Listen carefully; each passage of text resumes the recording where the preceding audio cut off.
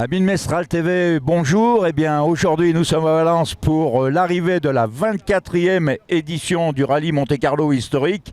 Une très belle édition avec 256 concurrents. Et puis alors, demain, nous serons à Entraigues sur Volane chez notre ami Yves Jouani pour l'arrivée donc des toutes premières voitures à l'issue de la première spéciale du dimanche matin. Allez, venez avec moi, nous allons faire un tour ici sur le parc fermé de Valence et accueillir ces quelques premières voitures qui vont arriver et découvrir ensemble toute cette belle organisation avec le village et puis plein d'animations et d'expositions de très très belles autos. Allez, venez.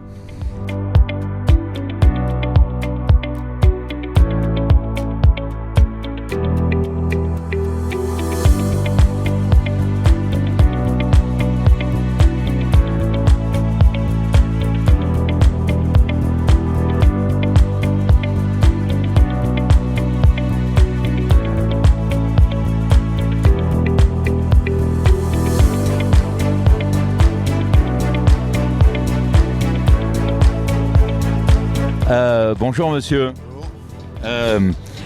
Chaque année vous êtes là ou c'est la première année? C'est la première année.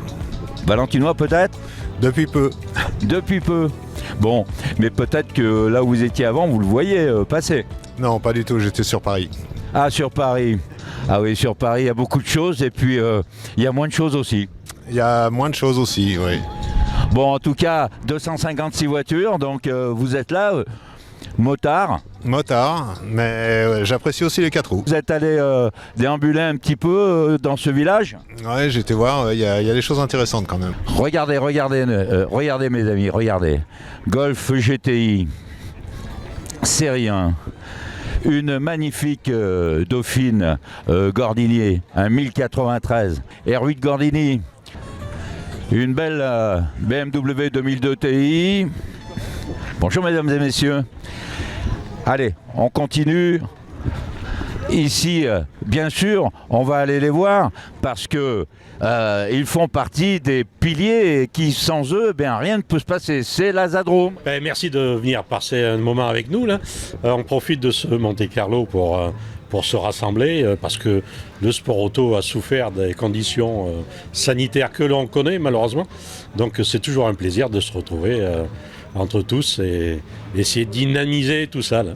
Dans le stand de l'Azadrome, bizarrement, on rencontre aussi des stars et des superstars. Ben oui, champion du monde en copilote, hein, c'est bien ça. Il parle toujours aussi doucement. Je me demande comment le pilote pouvait entendre les notes, Michel. Quand on dit les notes, c'est pas le même ton. Sinon, c'est très agréable de venir voir les amis et puis de voir du monde, puis de voir des voitures. Alors, Michel Roissard était le copilote d'un pilote d'usine qui était... Alain Oreille quand on a fait le championnat du monde et puis quelques autres qui étaient... Avec la R5 GT Turbo. La R5 GT Turbo. Et donc, au Tour de Corse, cette année, historique, qu'est-ce que je vois sur le parc? Une voiture avec 2 noms sur les portières. Alain Oreille et Michel Roissard. Il y a 2 voitures, on a utilisé plusieurs voitures et il y en a 2 là qui sont en train de ressortir un petit peu et c'est marrant de voir ces voitures. Et qui roulent. Donc quand j'ai vu ça, j'ai pas pu m'empêcher de prendre une photo. C'était trop chouette, trop beau. Bon Michel, à très bientôt. Nous on va continuer pour faire découvrir donc toute cette belle ambiance.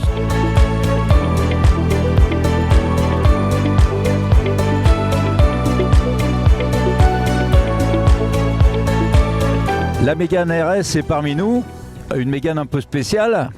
Certains d'entre nous la connaissent bien, ou beaucoup de monde d'ailleurs. C'est la Mégane RS, donc de la gendarmerie. Et on va aller voir son pilote.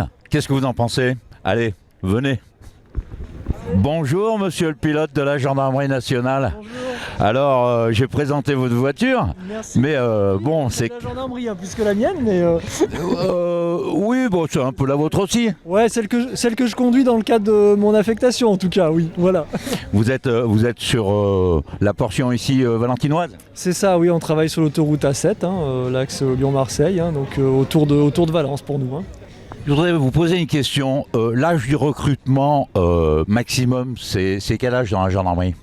Ah, jusqu'à 36 ans, on peut venir nous voir pour faire un dossier. Hein. C'est-à-dire que moi, c'est foutu pour moi pour conduire la Clio. Ah, Mégane, par contre. Oui, j'en ai peur. Bon, après, oui, si vous montez dans la Mégane, ça sera mauvais signe dans ce cas-là. Vitesse maximum, peut-être pas le dire finalement. 320, 340 ? Non, beaucoup moins quand même. Non, on est sur un véhicule, une puissance d'environ 265-270 chevaux pour une vitesse de 260-265 km/h à peu près, avec un 0 à 100 en moins de 6 secondes. Oui, voilà, j'allais dire 260, j'étais pas loin. 260, déjà, il y a de quoi faire. Voilà, oui, c'est ça. Ça permet déjà d'intercepter la majorité des personnes en excès de vitesse. Oui, et puis les autres aussi. Hein. Et puis les autres aussi, oui, bien sûr. Bon, est-ce que vous avez connu les précédentes ? Oui, alors moi, Subaru. Ouais, moi j'ai connu la Subaru, oui. Quand même un peu plus difficile, je pense. C'est différent, c'est deux modèles complètement différents. Il y a 10 ans d'écart, des architectures moteurs et châssis complètement différentes, une 4 roues motrices, une traction. C'était une très bonne auto. Hein. C'était une très bonne auto, la Subaru, comme est la Mégane RS. C'est vraiment différent et quasi impossible de les comparer. Oui, non, ça c'est pas comparable. Mais de toute façon, vous avez toujours eu, depuis de très nombreuses années, des très belles montures, des très belles voitures, et enfin des très bonnes autos, hein, de la SM en passant par l'Alpine. Bon, c'était voilà. C'est bon, ça fait partie un petit peu du bon côté du métier, de pouvoir se faire plaisir aussi. Il faut l'avouer.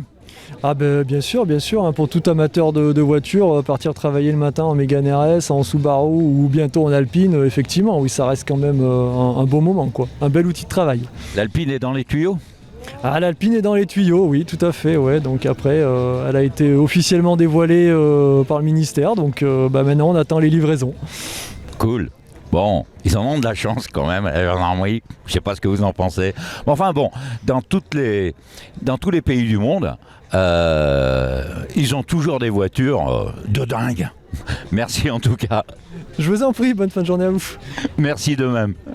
La prochaine fois, c'est pour un café sur l'autoroute seulement. Hein. Voilà. Je ne mettrai pas ça. Bonjour monsieur. Bonjour. Alors vous, c'est qui ? Moi, je suis Hervé Vallier, je suis à l'origine du projet. Donc, la voiture est fabriquée à Tullin, donc dans l'Isère, à quelques... À une encablure à 60 km d'ici. Exactement. Voilà, donc bon, moi, je dirige une autre société, la société Story, qui est à Tullin. Et je me suis servi du savoir-faire de mon entreprise pour créer cette voiture et réaliser mon projet, mon rêve d'enfant. Voilà, le châssis est complètement en aluminium, on fabrique tout nous-mêmes, hein, donc vous le voyez ici, donc le châssis en aluminium, les triangles en acier 25 CD4S, c'est comme une voiture de compétition dessous. Une très belle fabrication. Hein. Oui, voilà. Et avec un moteur Peugeot, donc fabriqué tout en France avec un moteur français. Alors quel moteur il y a dedans ? Le moteur, donc c'est le 1,6 litre THP, version 508 DS7, qui fait 225 chevaux et la voiture fait 680 kg. C'est une machine à sensation pour s'amuser sur les routes sans être un délinquant. Oh, comme c'est bien dit. Et donc boîte 5 ? Oui, boîte 5 ou boîte 6 vitesses. Là, celle-ci est en boîte 5 vitesses. D'accord. Version boîte 6 vitesses. D'accord. Avec un vrai coffre derrière qui ferme la clé. D'accord. Donc de 300 litres. Possibilité de... Un pare-brise aussi pour pouvoir la capoter. Et de pouvoir rouler, capoter ? C'est possible. Avec la demi-portière. La demi-portière, même la portière haute.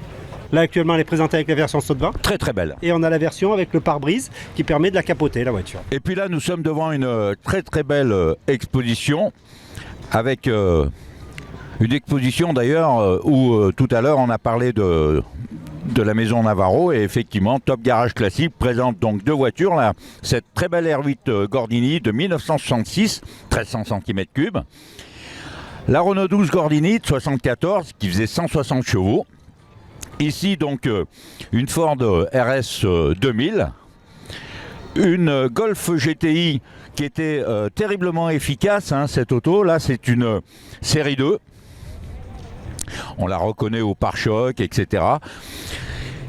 Une très belle Porsche 911, donc celle de Christian Merel et de Sébastien Scholl. Sébastien Scholl d'ailleurs, que l'on retrouvera tout à l'heure, puisqu'il roule ici au Rallye Monte-Carlo, il participe au Rallye Monte-Carlo comme chaque année. Très belle cadette GTE, donc de Raymond Durand et Sébastien Scholl. Comment allez-vous ? Mais nous, ça va pas trop mal. Bon, ça s'est bien passé aujourd'hui? Moyenne barre, on a fait une toute petite erreur Bon, qui nous coûte 1400 points. quand même. Bon, ben, c'est... Voilà. Heureusement Ça- qu'elle était petite. Oui, heureusement qu'elle était petite. Bon, enfin, vous faites plaisir, Raymond. Voilà, ouais. Bon, Sébastien, là-bas, ça va? Ça va impeccable. La nuit de la concentration n'a pas été trop dure? Un petit peu. Un petit peu de la neige? Du verglas, beaucoup. Ouais. Beaucoup de verglas. Brouillard Givrin et verglas, ouais. D'accord. Bon, je ne vous mets pas en retard, je ne sais pas dans combien de temps vous pointez. Pas longtemps. Bon, prêt pour l'Ardèche demain matin? On va essayer de se faire plaisir dans l'Ardèche. Si jamais la neige veut venir, elle sera la bienvenue. On vous la souhaite parce que Raymond est un maître dans l'art de la glisse avec cette magnifique cadette GTE. Et on souhaite aux spectateurs, on se verra demain matin à Entraigues de toute façon à l'arrivée de la première. Allez.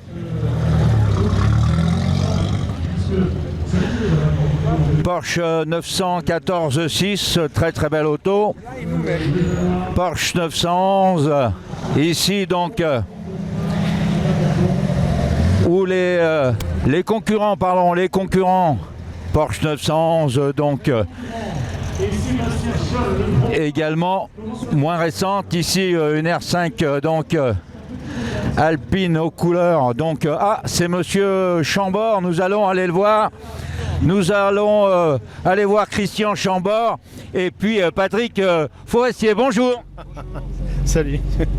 Comment allez-vous, Christian Chambord? Un sacré métier, toi. Comment allez-vous, Patrick Forestier? Oui, très très bien. On a un grand plaisir à revenir à Valence à chaque fois. Bon, Christian Chambord et Patrick Forestier, deux très grands amateurs d'automobile. Là-bas, ce copilote, qui n'est pas qu'un copilote, est un magnifique restaurateur et constructeur de tout ce qui touche à Renault. Alpine Renault,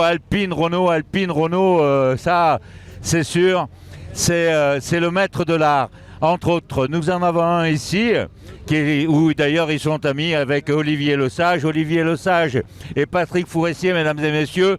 Pour les Alpines, c'est les géants de ce monde. Regardez cette voiture qui nous a aussi fait rêver, où on avait reçu Walter Röhrl, donc c'était en 2020, il avait participé au Rallye Monte-Carlo historique, ça avait été un moment incroyable. Et là, ça faisait partie donc de ces montures, cette Audi Quattro. Regardez, je veux dire, c'est quelque chose d'incroyable. Cette agressivité, c'était une auto vraiment magique. Merci Monsieur Keller, merci Monsieur Verini de nous présenter cette voiture ici pour ce Rallye Monte-Carlo historique.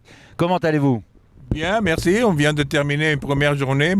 Malheureusement, il n'y avait pas de neige. C'est tout sec, tout beau, trop beau pour nous. Mais à part ça, on s'est amusé, c'est bien. La voiture marche bien. Très bien, je vous remercie.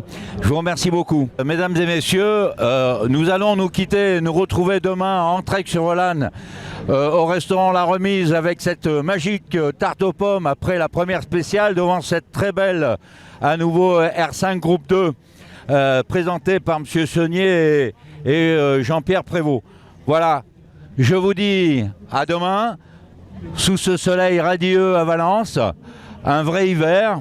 Et à demain, on souhaite un petit peu de neige cette nuit. Merci.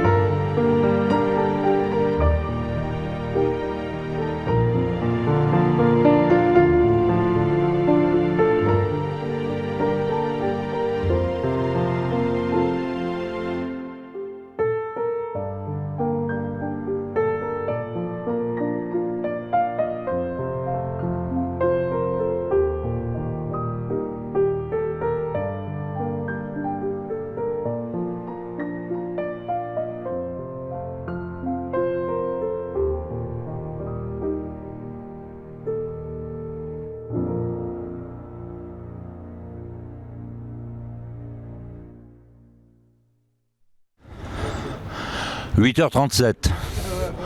Le soleil est là. Le public est là. Les habitués sont là. Devinez où nous sommes. Nous sommes à la remise à Entraigues sur Volane. Pour l'arrivée de la spéciale de la 24e édition du rallye Monte-Carlo historique. Mesdames et messieurs, les aficionados sont ici, ils sont présents. On a un temps merveilleux.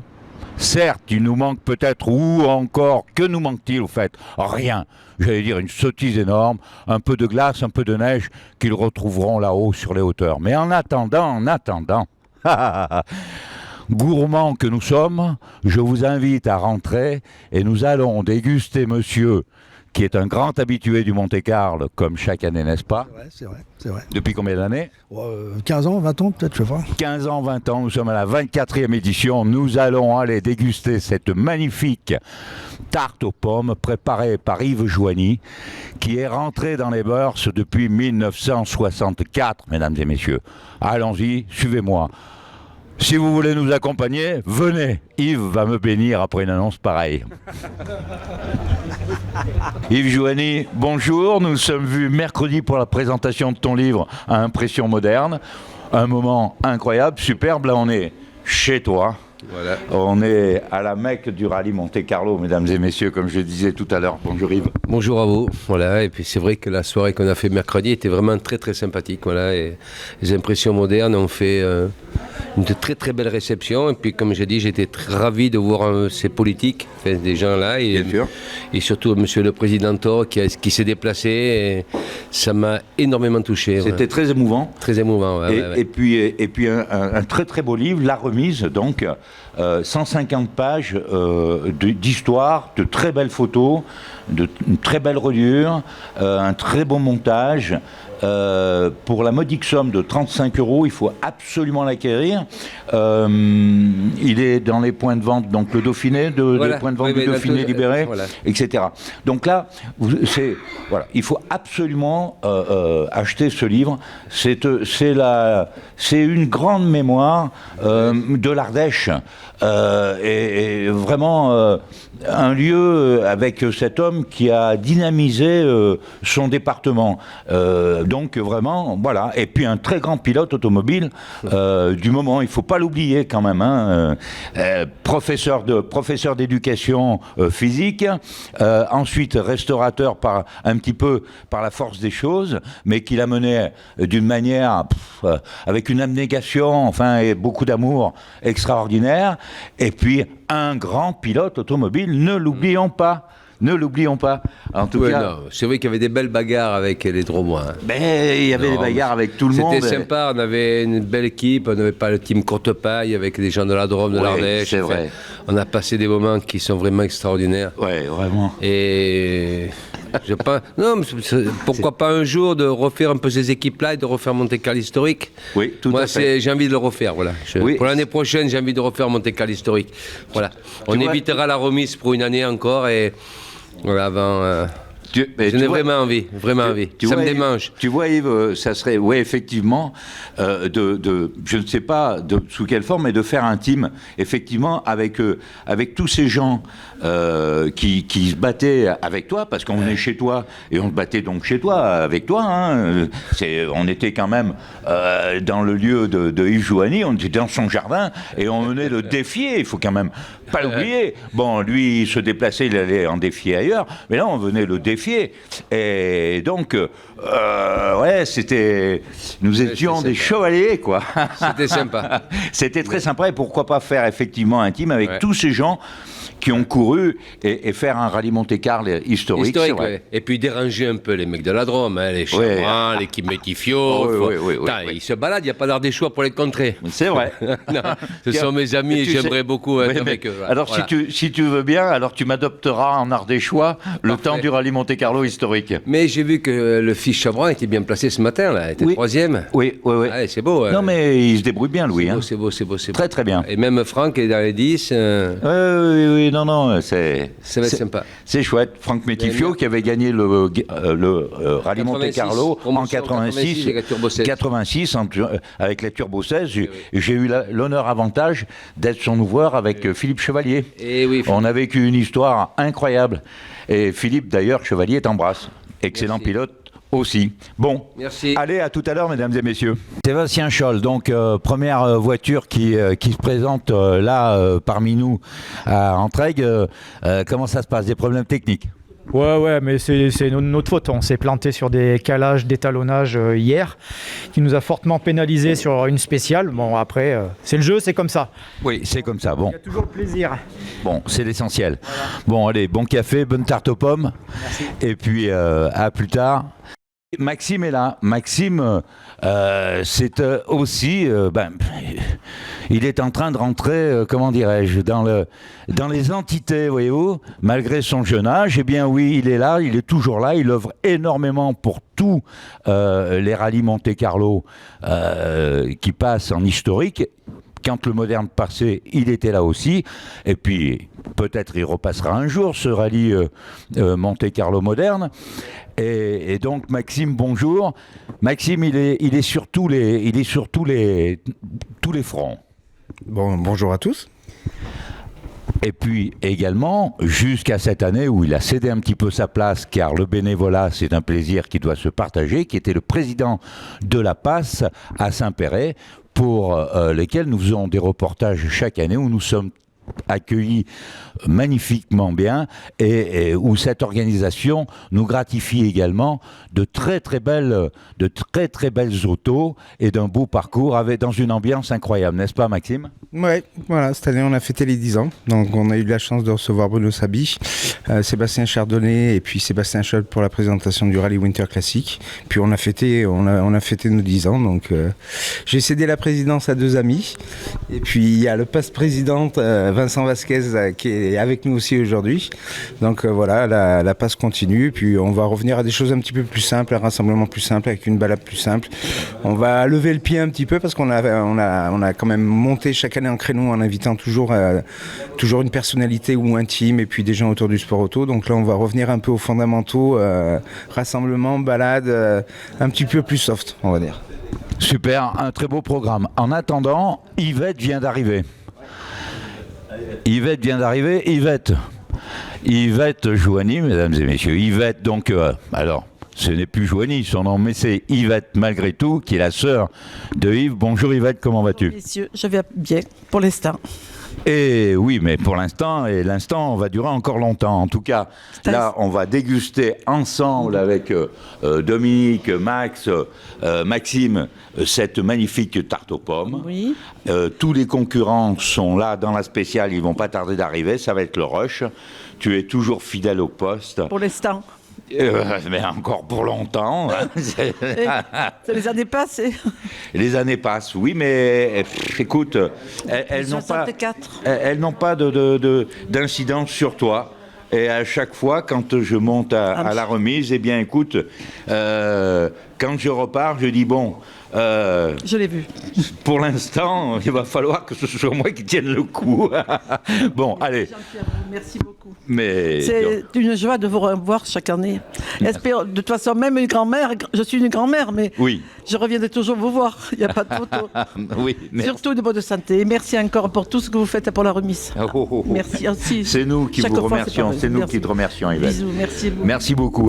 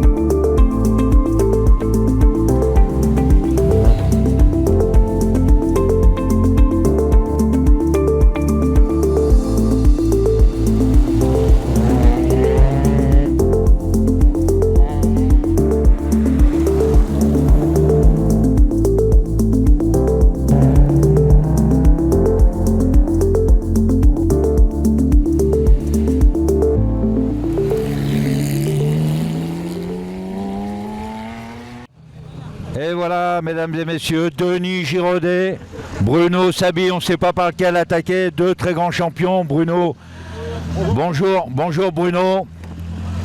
Bruno est là et avec son association, 15 voitures le représentent, Espoir Isère contre le cancer.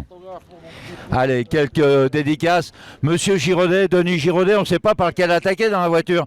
Ces 2 très grands champions. Bonjour Monsieur Giraudet, comment allez-vous? Qu'est-ce qu'il y a? Il y a un micro ici? Bonjour Bruno. Depuis quand?